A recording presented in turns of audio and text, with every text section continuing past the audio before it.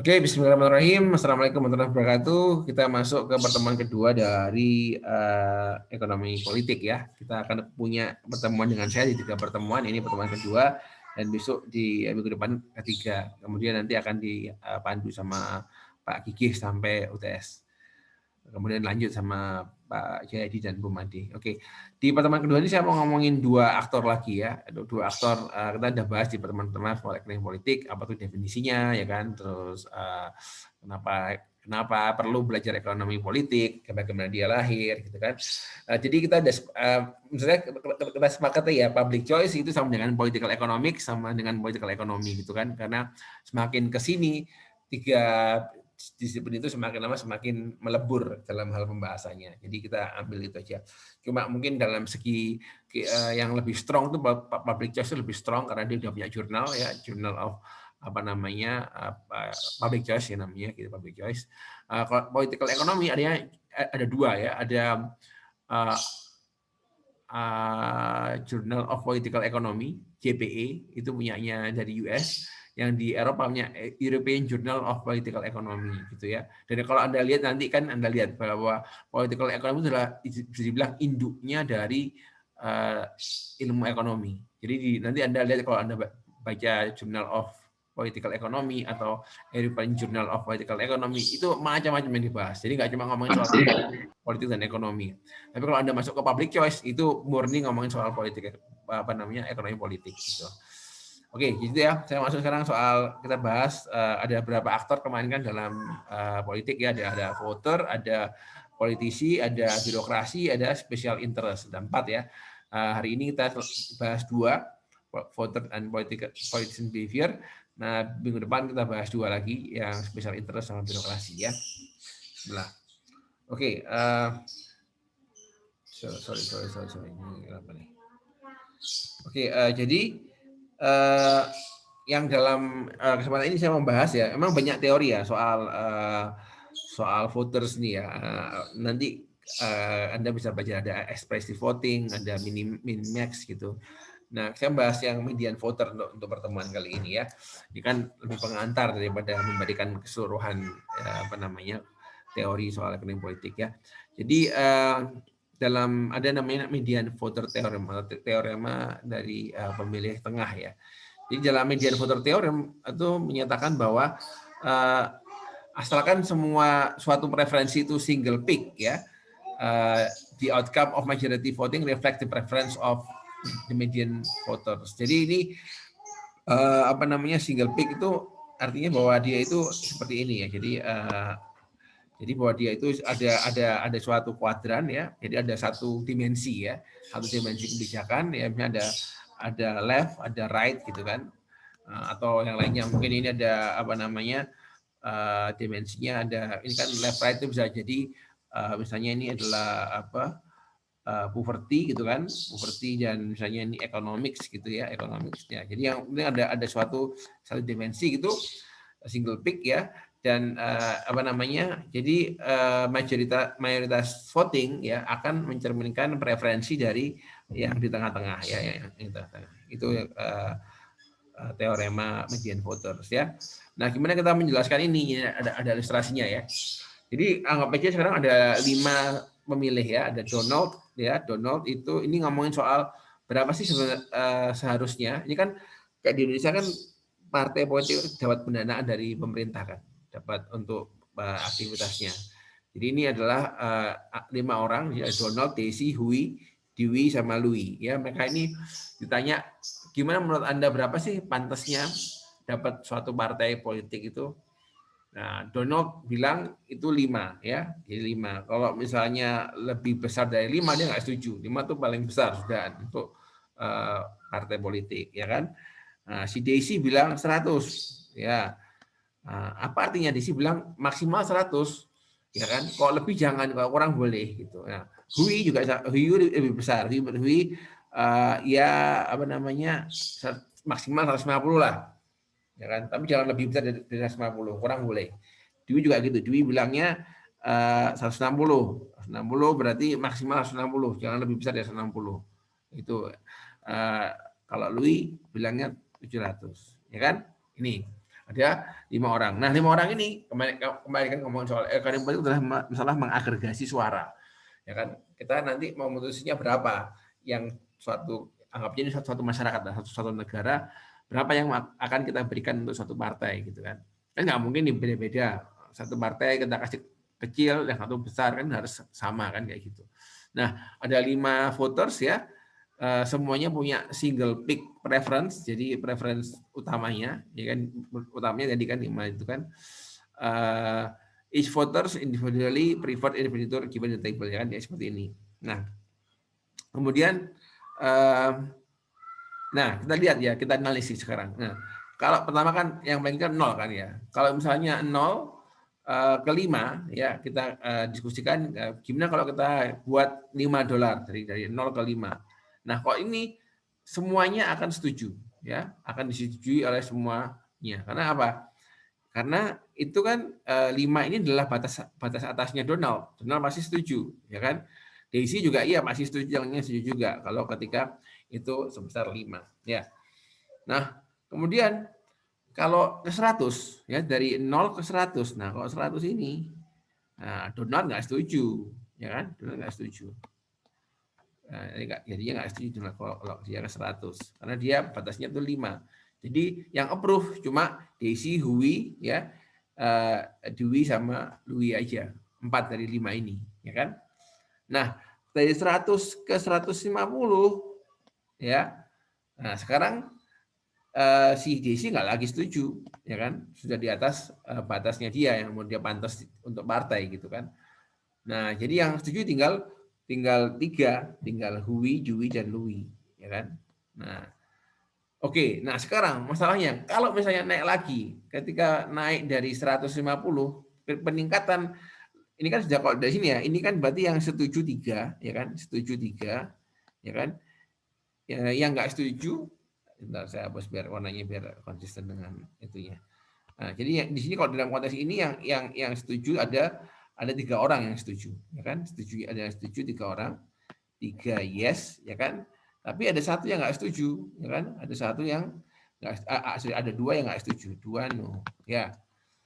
Di angka 150 ini, di angka 150 itu seperti itu, apa namanya kondisinya, ya. Ya, oke. Ya, jadi seperti itu ya. Nah, itu gimana nih akhirnya? Kalau seandainya kemudian naik lagi, ya, naik lagi ke level berikutnya dari berapa tadi? Dari 150. Kalau ada ke atas lagi gimana? Ke atas ini. Nah, kalau ke atas ini apa yang terjadi? Misalnya dari 150 ke 160. Tadinya si Hui setuju nggak setuju. Jadinya kemudian ini jadi 3 jadinya nih. Ada 3 yang menolak kan? 3 yang menolak jadi 2. Ya. Ya, jadi mayoritas akan nggak setuju, mayoritas ketika naik di atas 150, ya kan? Jadi peningkatan di atas 150 akan diblok oleh mayoritas, itu 3 orang tadi, kan? Voters tadi. Nah, karena itulah mayoritas akan setuju di mana? Di 150.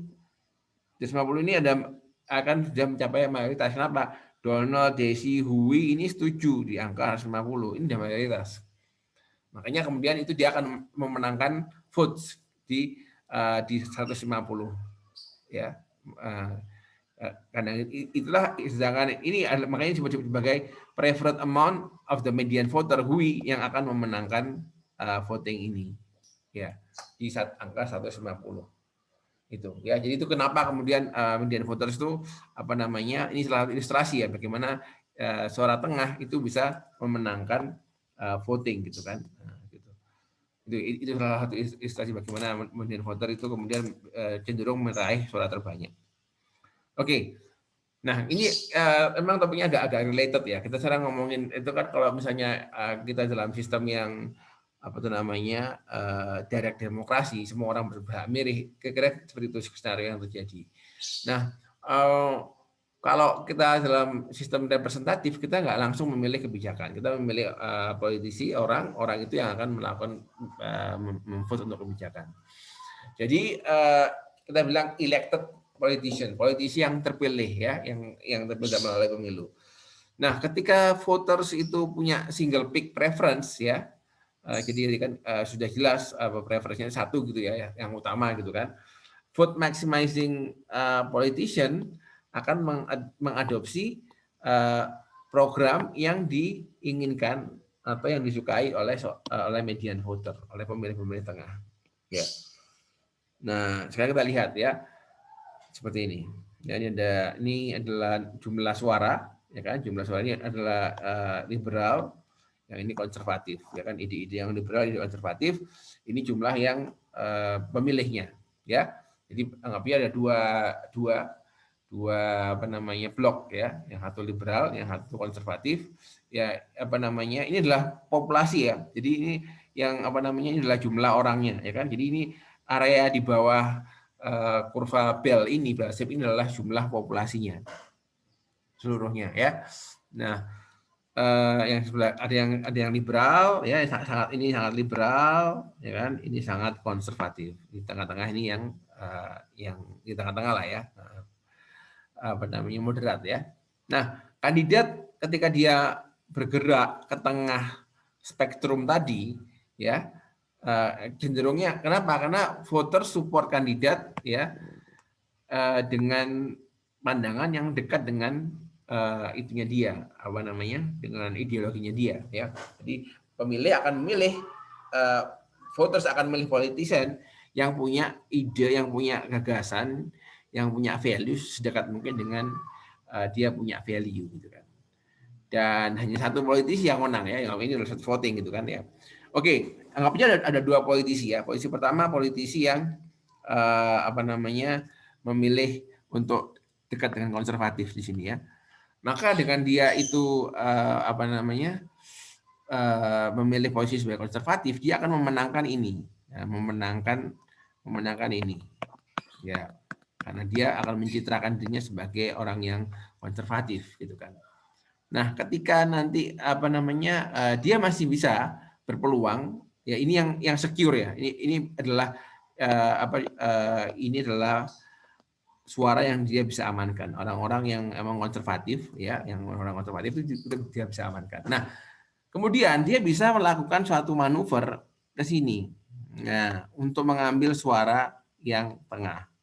Karena kalau dia di tengah kan cenderung belum mengambil keputusan kan dia. Jadi dia bisa membuat agar berupa ini adalah yang sudah dia amankan, ini dia bisa berjuang untuk mendapatkan pemilih yang di sini.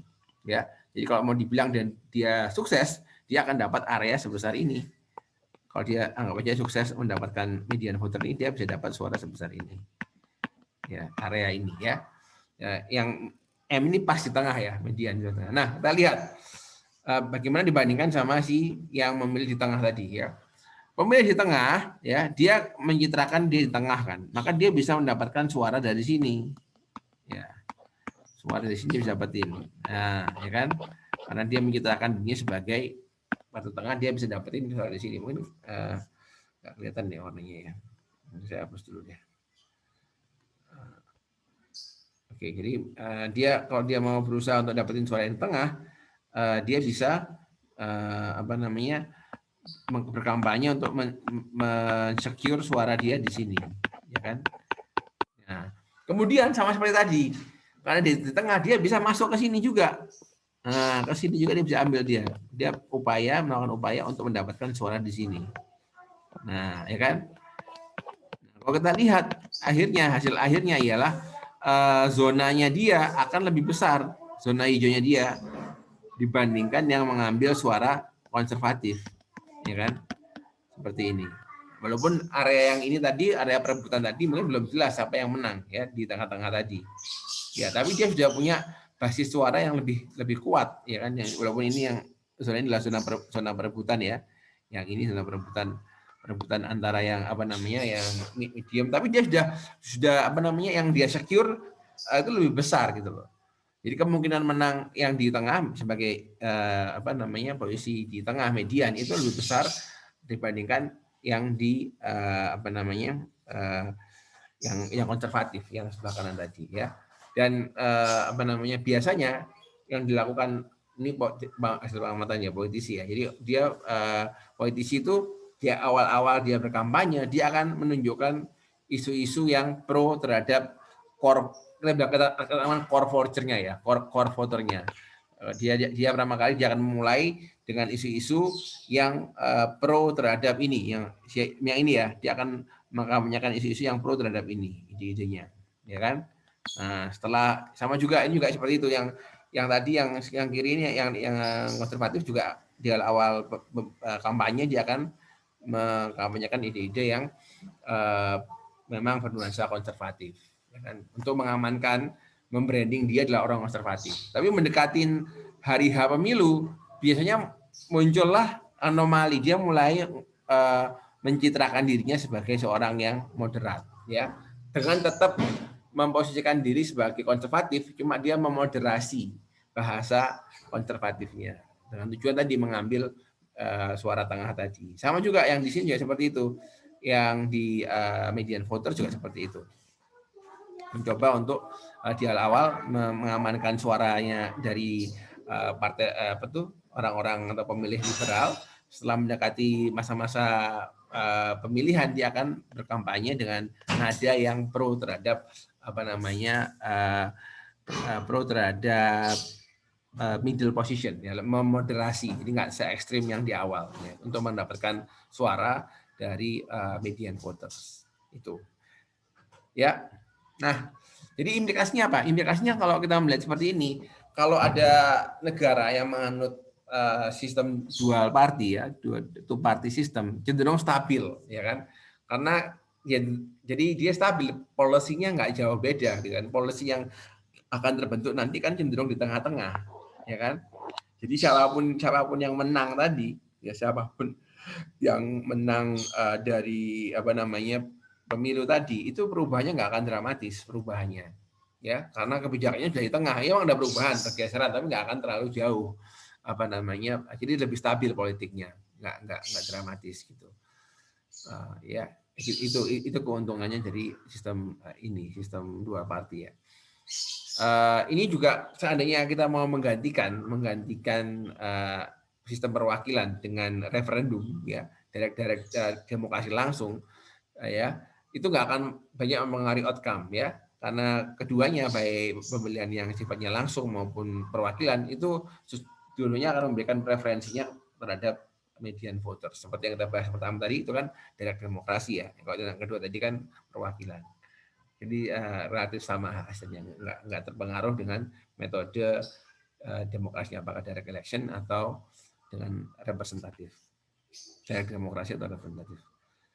Oke, nah sekarang tapi dalam dunia nyata ada hal-hal yang membuatnya lebih kompleks. Jadi misalnya ideologi, ya, ideologi itu juga berpengaruh, ya. Jadi politisi juga nggak semuanya pengen menang doang, gitu ya. Memang kembali lagi kan, public choice itu kan sebenarnya suatu sudut pandang yang realistis terhadap politik, gitu kan. Dulu sebelum public choice, ekonom cenderung melihat pemerintah seperti malaikat, seperti orang suci yang nggak bisa salah, gitu kan. Dia adalah savior, menyelamatkan ekonomi dari market failure, gitu kan.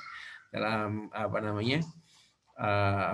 ekonomi di politik, dia melihatnya enggak, ini manusia biasa, dia juga punya hasrat untuk berkuasa, hasrat untuk memperkaya diri, gitu kan.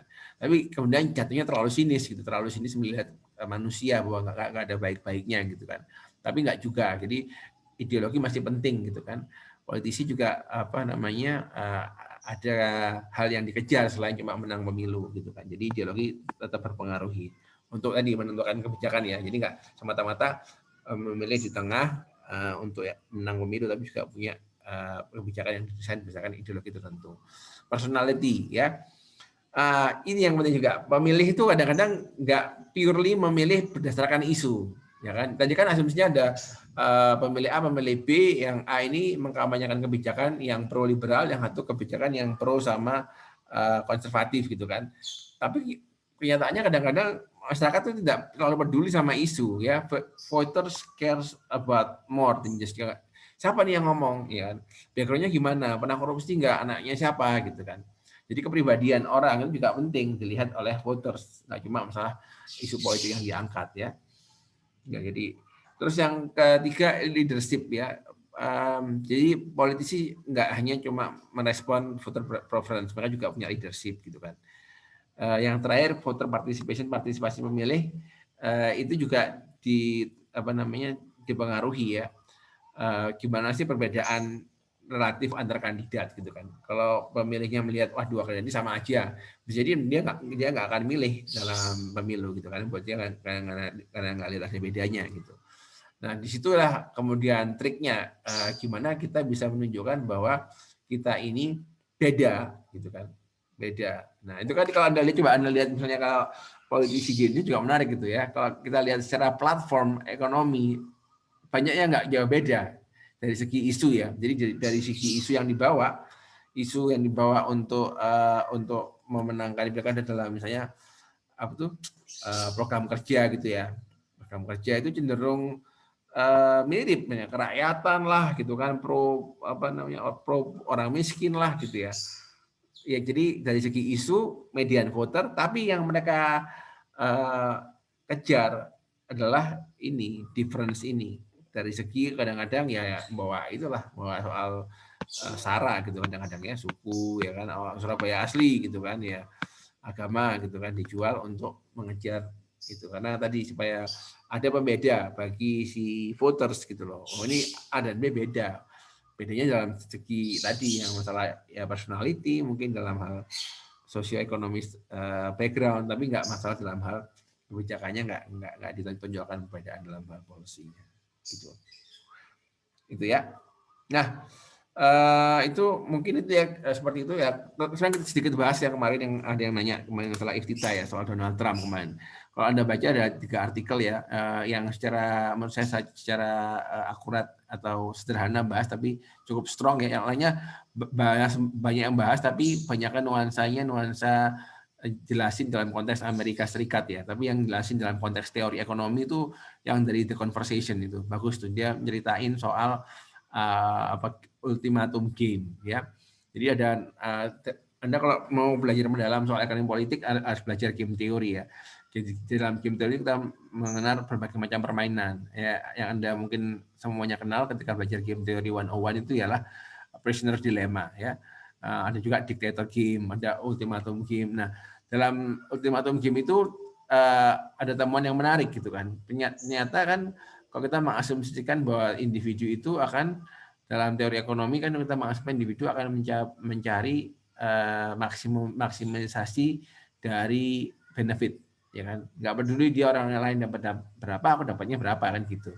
Nah ternyata dalam ultimatum game itu ditemukan bahwa seseorang itu mau menolak ya, tidak bersedia menerima benefit ketika dia merasa ada ketidakadilan yang dialami kelompoknya gitu ya, dialami dalam kelompoknya dia gitu. Kalau itu dibiaskan ke kasus Donald Trump, jadi itu kan yang dibawa sama Donald Trump adalah bahwa ini kita ini sedang ada ketidakadilan. Si Cina ini kita berdagang dengan Cina dalam free trade, tapi mereka dapat untung lebih banyak daripada kita. Jadi nggak adil nih untuk dalam perdagangan ini. Ya, walaupun sebenarnya kalau dilihat dari segi adanya perdagangan itu menguntungkan mereka loh, menguntungkan masyarakat Amerika gitu kan. Kayak dengan perdagangan misalnya dalam hal baja misalnya. Jadi baja besi-besi dari Cina itu diimpor harga murah sehingga bisa menciptakan mobil yang lebih murah di sana karena ada baja impor di Cina gitu loh.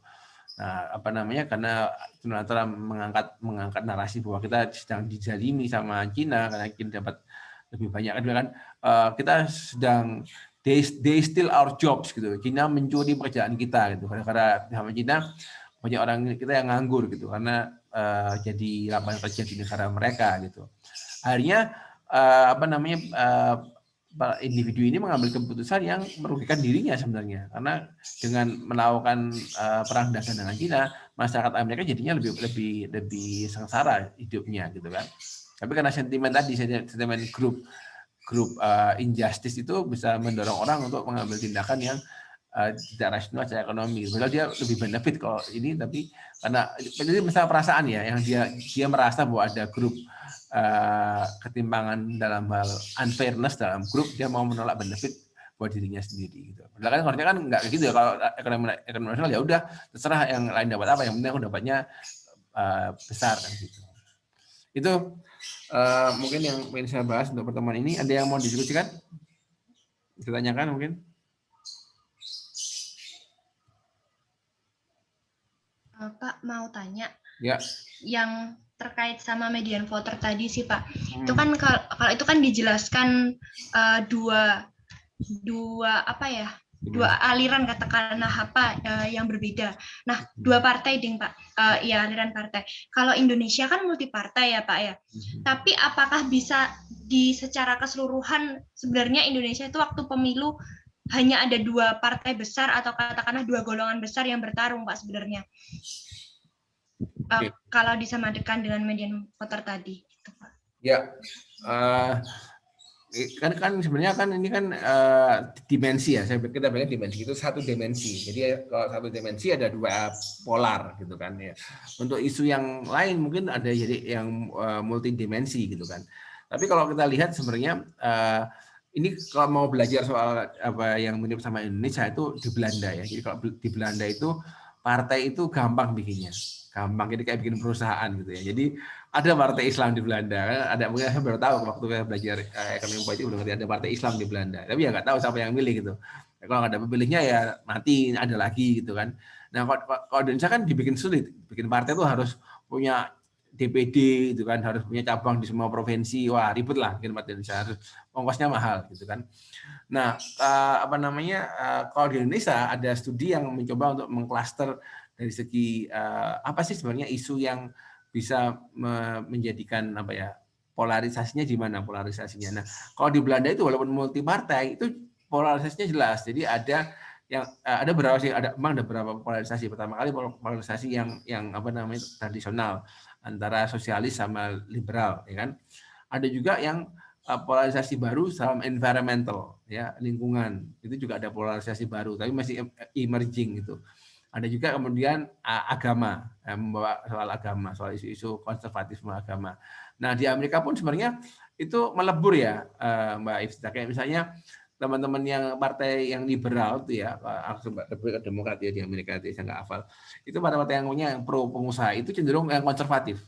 Itu juga sama polanya di apa namanya di Australia. Jadi partai yang pro sama pengusaha itu cenderung berangkat dari aktivis gereja, orang yang rajin ke gereja, menganggap agama itu penting, jadi konservatif dalam hal agama.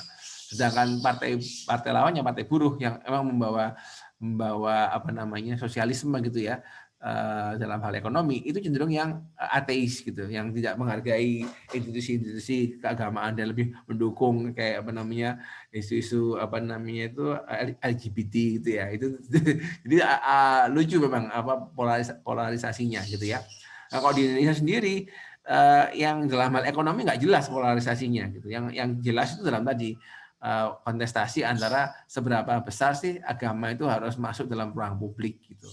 Jadi walaupun tidak ada dua partai tunggal, tapi dalam hal isu mereka mengerucut kepada dua aspek gitu.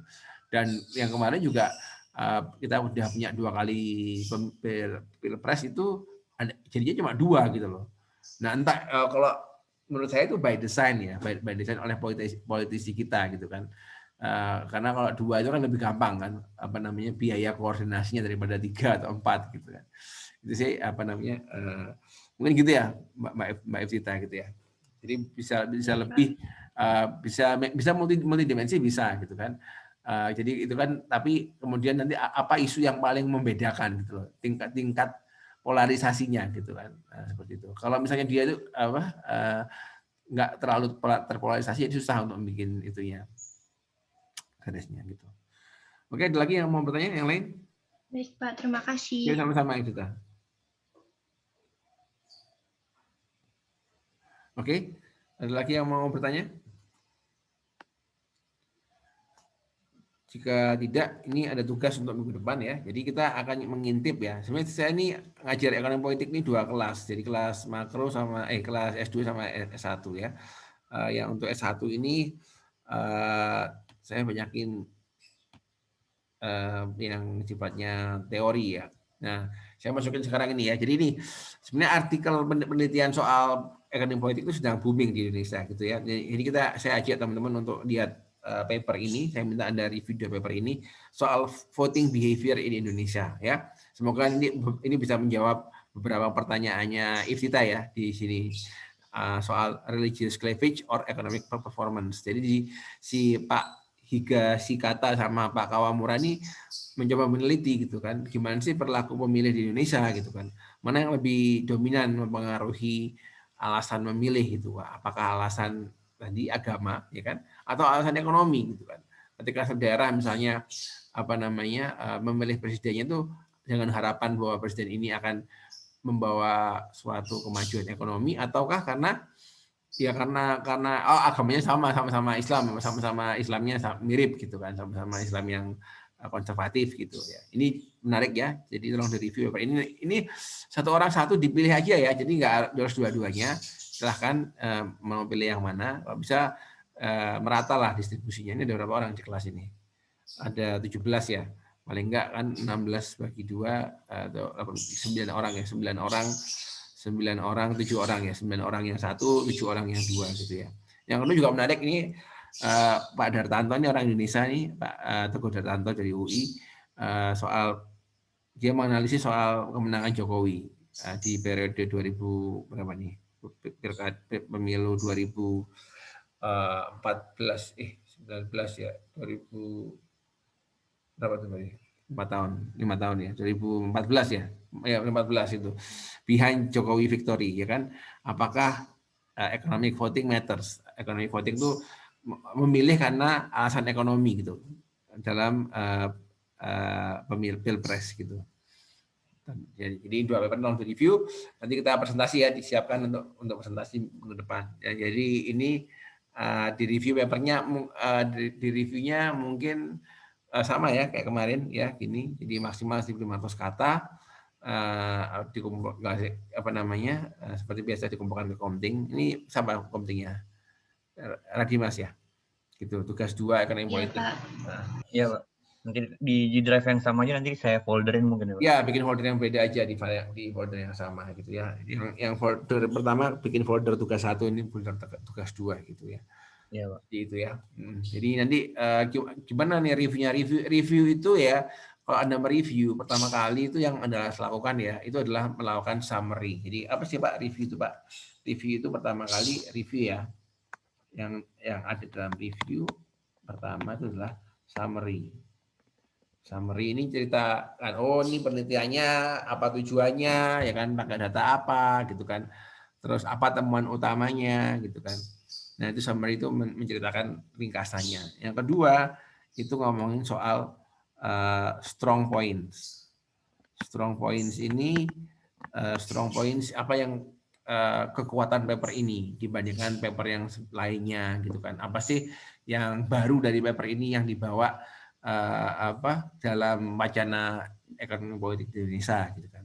Strong points ini boleh ditambahin itu preferensi. Maksudnya apa yang Anda suka dari paper ini, preferensi. Ini bisa 2 hal yang sama, bisa juga yang berbeda. Saya suka misalnya paper ini dari segi sudut pandangnya soal ini itu menarik gitu kan.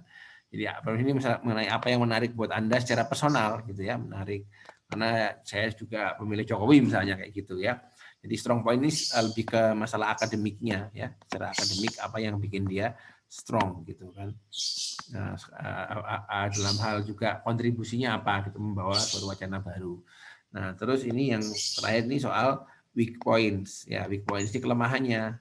Apa sih sebenarnya kelemahan dari paper ini? Misalnya, oh ini hanya menggunakan data yang tidak holistik, mungkin hanya pendekatan kuantitatif, ada kualitatif. Weak points plus ini mungkin tambahin sama saran perbaikan gitu ya, rekomendasi untuk berikutnya next study kan gitu. Jadi kita ini harusnya kalau misalnya ada studi lagi soal ini harusnya membahas soal ini, soal dari sisi Pak Prabowo atau soal menggunakan pendekatan politik apalah gitulah ya. Jadi silahkan ini paling enggak tuh minimal 3 ada unsurnya review itu seperti itu. Summary, terus menyatakan strong points ya, preferensi Anda, apa yang Anda apresiasi dari paper ini, terus ngomongin soal big point, apa yang Anda kritisi soal dua paper ini. Gitu ya. Jadi satu orang satu paper, silahkan dipilih ya, setengah kelas saat paper pertama, setengah kelas paper kedua. Ada yang mau ditanyakan lagi? Maaf Pak, tanya terkait yang paper yang sebelumnya Pak, kan Ya, ada yang ngebahas juga tentang political business cycle gitu Pak. ada. Dan di mana itu fenomena yang menarik gitu, gimana pemerintah yang petahana mempengaruhi perubahan indikator-indikator ekonomi seperti pengangguran, inflasi gitu-gitu untuk mempengaruhi tandingannya gitu yang di tahun depan gitu, yang di periode selanjutnya lawannya.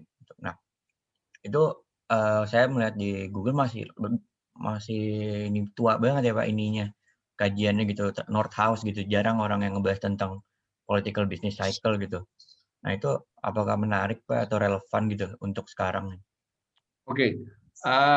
Sebenarnya kalau dalam emang tuh tua ya, literatur political biasanya kan tua, Nordhaus itu kan tahun jadul. Untuk konteks Indonesia saya baru menemukan satu paper yang relatif baru dengan konteks pilkada gitu. Jadi tapi dia bukan political business cycle, dia bilangnya political budget cycle. Jadi apa namanya budgetnya gimana, budget penggunaan budget di alam mendekati pilkada dibandingkan sama periode di luar pilkada gitu kan. Ya, itu kan kalau mau pilkada budgetnya cenderung pengeluaran untuk yang sifatnya sosial itu infrastruktur itu cenderung naik gitu kan. Karena ingin menunjukkan hasil gitu kan ke masyarakat. Itu nanti saya kirim ya. Ini paper ini saya kirim ke Wengroup nanti untuk ini.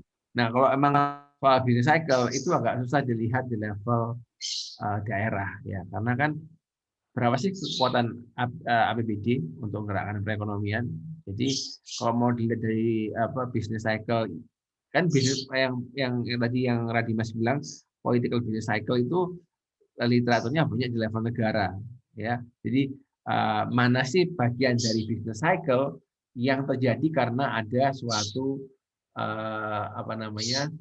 perubahan kebijakan baik moneter maupun fiskal, atau mungkin fiskal ya kebanyakan, karena moneter kan kebanyakan sudah jadi independen kan. Jadi politik anggaran yang kemudian dampaknya itu mempengaruhi siklus bisnis gitu kan.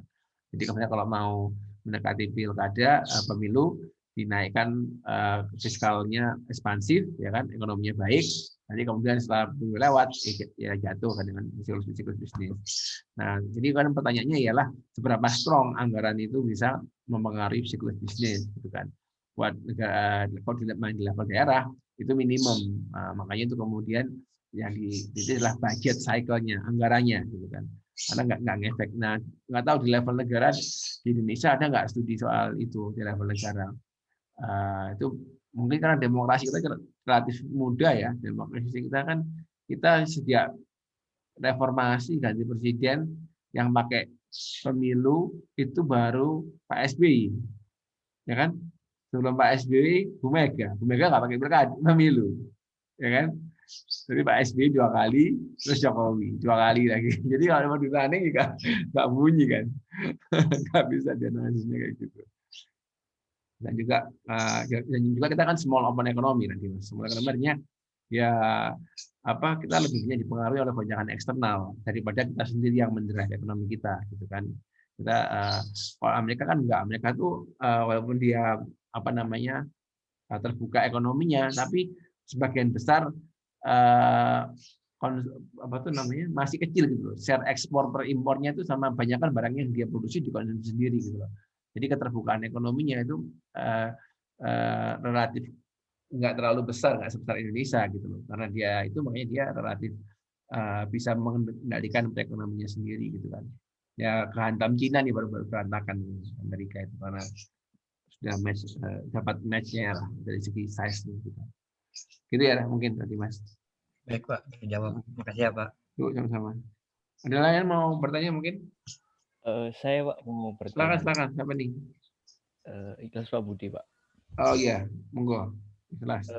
Jadi kan akhir-akhir ini saya sih Pak lihat ada isu menarik. Saya lihat dari trending di Twitter itu tentang negara Pak Jokowi ini mau bikin investasi di minuman keras gitu Pak, di miras. Nah, adanya investasi di minuman keras ini langsung ada kecaman dari banyak pihak gitu. Utamanya dari yang saya lihat itu banyak dari apa namanya FPI sama PA 212.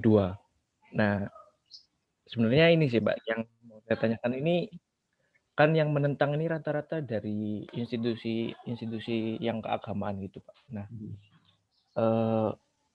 ini hal-hal yang kayak gini nih malah bikin Indonesia ini kemunduran atau kemajuan karena kan investasi di minuman keras ini pasti punya tujuan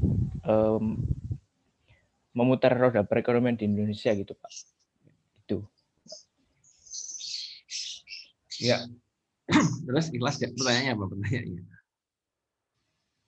Soal investasinya di minuman kerasnya maksudnya gitu. Iya, jadi kayak apakah investasinya ini gara-gara ada banyak yang mengecam dari kayak institusi keagamaan itu malah bikin kemunduran atau malah bikin kemajuan gitu Pak. Oke, sekarang kita ngomongnya sebagai apa dulu nih? Kalau kita sebagai seorang ekonomi, maka kalau dalam ekonomi itu kita harus melihat tuh kan suatu kebijakan apapun itu kan harus lihat apakah ada net benefit, ada benefit, ada cost-nya kan. Dan sebagai seorang ekonom, kita itu benefit cost analysis itu alat kita untuk memastikan bahwa suatu kebijakan itu mempunyai efek yang memperbaiki alokasi sumber daya sehingga bisa mencapai efisiensi. Ya, apa itu efisiensi? Ya, penciptaan lapangan kerja, peningkatan pendapatan, gitu ya. Itu kan itu yang kita harapkan seperti itu. Cost-nya apa? Cost-nya mungkin ya macam-macam, bisa masalah lingkungan, cost-nya bisa bahkan kita bisa masukkan juga ini masalah keributan soal agama, ini juga kita bisa masukkan dalam biaya gitu. Nah, itu aja yang sebagai ekonom kita hitung itu aja gitu kan. Mana yang lebih besar benefit atau cost-nya gitu kan. Karena juga ada biaya cost-cost yang biaya-biaya. Ini bedanya di ekonomi sama di ilmu lain ya, di akuntansi manajemen. Di ekonomi itu kita dikasih alat namanya valuasi untuk bisa menilai barang yang nggak ada harganya. Ya, misalnya jiwa. Berapa jiwa yang selamat. Misalnya kita ngomong jalan tol gitu kan. Jalan tol itu setahun itu bisa menyelamatkan mengurangi kecelakaan hingga 10% atau equal sama hampir 100 jiwa gitu kan. Nah, kita dalam ekonomi punya alat untuk mengukur 100 jiwa itu kalau dikuantitatifkan berapa rupiah gitu. Nah, sehingga kemudian semuanya bisa dimonetarisasi. Sama seperti lingkungan misalnya. Ini kebijakannya kalau dilakukan merusak air misalnya. Air itu berapa sih harga air bersih? Itu kita bisa pakai metode valuasi, willingness to pay, kita bisa mengestimasi berapa sih harga air bersih gitu kan. Nah, kalau kita membawa dalam konteks ini ya, konteks anggap aja ini keresahan apa ya, karena urusan agama ini seharusnya kita juga bisa menghitung secara ekonomi ini berapa sih ongkosnya gitu kan. Berapa orang yang mau bayar untuk nggak menghadapi konflik agama misalnya. Nah, itu setelah kita ukur, kita masukkan dalam perhitungan benefit cost analysis. Apakah tetap net benefit enggak? Nah, kalau iya, maka secara ekonomi ya, dalam perspektif ekonomi harus dilakukan. Ya, dalam aspek efisiensi ya.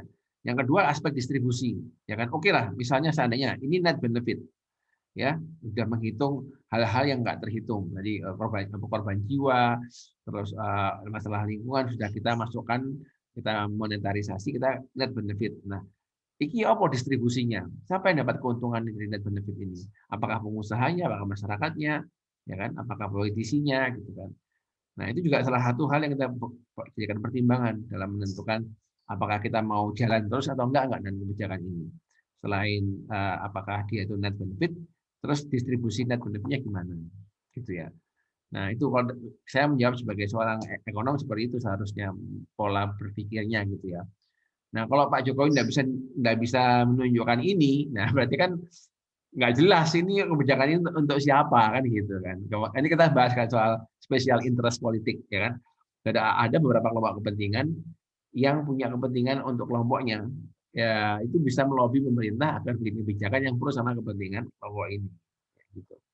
Nah, kalau gitu aja sih. Kalau dalam ekonomi saya pengennya sesederhana itu aja dengan kerangka ekonomi gitu ya. Nah, kayak misalnya kita negara muslim terbesar dan lain-lain ya.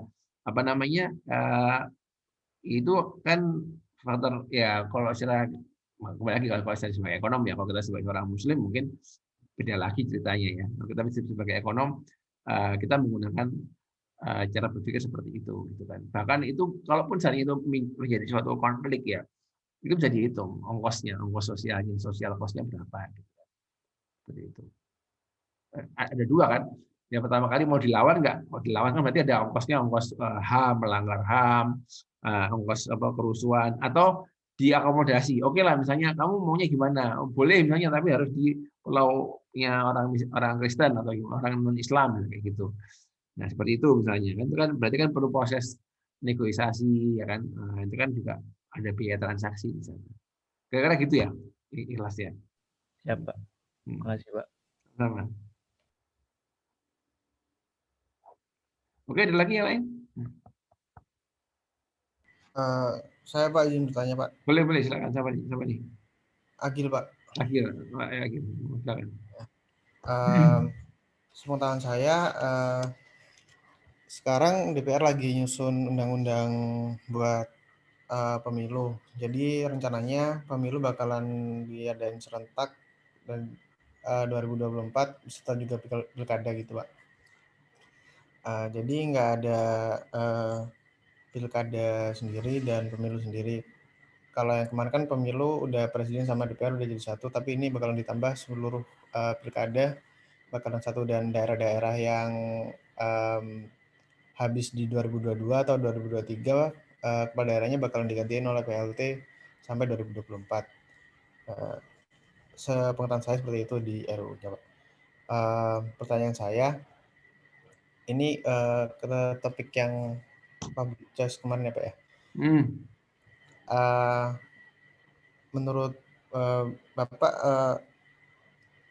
pengaruh dari RUU tersebut apabila disahkan ke konstitusional political economy dan juga di integrasi dan section explaining the size of nation, kira-kira bakalan seperti apa Pak untuk political economics dan juga public choice itu dipandang oleh entah itu partai politik ataupun juga pemilihnya, seperti itu Pak. Ya, Agil. Ya itu kalau banyak menarik ya. Jadi sebenarnya kalau kita lihat apa sih implikasinya, implikasi political economics-nya apa dari tadi ya. Jadi kalau kita lihat ada tuh beberapa studi dari beberapa negara. Nanti mau saya share ya papernya. Ingetin saya share. Ada paper di Indonesia nih soal dana transfer dari pusat, dari provinsi ke kabupaten kota gitu kan. Jadi yang dikhawatirkan adalah satu masalah politik favoritisme gitu ya. Jadi kalau kemudian nanti itu jadi satu serentak, itu nanti lebih mudah mengkonsolidasi kekuatan politik lokal sama kekuatan politik nasional. Itu yang akan lebih kuat. Jadi nanti itu walaupun lokal itu bisa berdemokrasi, ada dua hipotesis. Hipotesis yang pertama kita bisa lihat bahwa kalau dia semakin mensolidkan konsolidasi elit lokal daerah, nanti ada kemungkinan ada distorsi dalam hal alokasi dana dari pusat ke daerah gitu kan. Nah, ada misalnya daerah ini sama partainya sama-sama Pak Jokowi gitu, sama presidennya, nanti kemudian dapat keuntungan tertentu gitu kan, karena dia apa itu namanya punya afiliasi politik gitu kan, koneksi politik. Ya itu ketika dia terjadi satu konsolidasi. Yang kedua malah bikin nggak terkonsolidasi mungkin. Nah itu tergantung sih. Karena kalau sekarang kita lihat fenomena politik terang di Indonesia itu kan nggak nyambung gitu kan. Kayak misalnya di pusat itu partai PDIP sama PKS itu berlawanan oposisi. Tapi di daerah bisa jadi mereka bisa bergabung untuk nyalonkan kepada daerah yang sama gitu. Nah itu makanya itu tergantung dari formasinya seperti apa. di nantinya ya. Jadi menurut saya masih belum jelas gitu kan. Yang satu yang dikhawatirkan itu dalam hal politik lokal sama ya, apa namanya pusat ya gitu tadi, adanya keberpihakan, favoritisme. Nanti saya bagi 2 paper nih. Paper yang pertama soal dana transfer presiden ke daerah. Itu juga semuanya ternyata daerah-daerah yang memenangkan Pak Presiden itu dapat dana transfer lebih besar untuk kebijakan grant atau hibah yang non diskresional yang nggak pakai formula. Nah, terus yang satu lagi itu saya ada paper yang menemukan kalau apa saya lupa itu grant apa itu lebih besar ke daerah di mana itu adalah tempat lahirnya Pak Gubernur atau Pak Bupati gitu. Nah, seperti itu. Jadi ada afiliasi politik itu mendistorsi sumber daya. Itu yang dari ekonomi politik kekhawatirannya. Nah, makanya tadi tadi kan sekarang ini kan kita nggak kompak kan. Jadi yang di pusat sama di pusat sama di daerah itu kan nggak kompak koalisi politiknya. Nah, sekarang tinggal dengan adanya ini ya dengan adanya pilkada dan pemilu serentak ini akankah itu memperkuat atau memperlemah gitu aja dari afiliasi. Tapi kalau dari sisi positifnya, maksudnya apa? Kalau misalnya itu terkonsolidasi lebih baik, itu ada kemungkinan kebijakan pusat lebih gampang dieksekusi di daerah. Kan satu platform kan, satu partai gitu kan. Jadi dari sisi positifnya apa namanya kegagalan perencanaan atau apa itu lebih diminimumkan gitu karena dari satu yang sama dari platform partai yang sama. Tapi negatifnya ya bisa digunakan untuk yang negatif tadi, ya favoritisme dalam hal kebijakan anggaran. Itu mungkin ya ikhlas. Ini. Iya Pak, terima Ya. kasih. Sama-sama Akil. Akil ikhlas tadi ya. Oke, ada lagi yang mau bertanya? Kalau sudah jam berapa? Oke, kalau sudah tidak ada lagi yang bertanya, saya cukupkan dulu pertemuan kedua. Ya, kita bertemu di pertemuan ketiga minggu depan. Kita bahas 2 yang tersisa, yaitu yang birokrasi sama yang special interest ya. Jangan lupa PR-nya. Saya ada utang 4 paper ya, 2 paper ini saya bagi ke WA Group, yang 2 paper lagi. 3 paper tadi Mas juga soal political budget cycle ya. Jadi kalau budget cycle saya belum pernah ketemu lagi Mas. Budget cycle, tapi mungkin menarik tuh untuk diteliti. Apakah ada nggak itu business cycle-nya? Yang jelas yang ada budget cycle yang sudah diteliti. Sama 2 paper soal gimana dampak dari pemilu mempengaruhi distribusi anggaran ya ke daerah gitu. Oke, mungkin itu yang bisa saya sharing untuk hari ini. Terima kasih atas perhatiannya. Sampai jumpa di pertemuan berikutnya. Assalamualaikum warahmatullahi wabarakatuh. Waalaikumsalam warahmatullahi wabarakatuh. Terima kasih.